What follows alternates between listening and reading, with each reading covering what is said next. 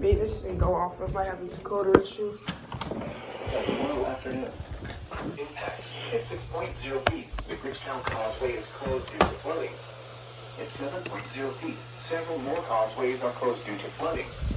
At 9.0 feet, flood stage reached with flooding now along River Road in Blackwell's Mills and south. River Street in Millstone. Base of Block 533 bridge floods. River Road between Yorktown and Amsterdam is subject to closure. Canal Road near Sidham Road floods. At 10.0 feet, the Dearborn Canal is flooded by the Millstone River. Additional details. At 11:15 a.m. Thursday, the stage was 8.3 feet and rising. Forecast.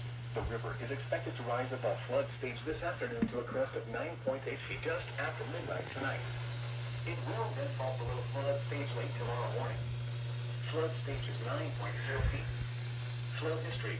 This crest compares to a previous crest of 9.8 feet on January 24th, 1998.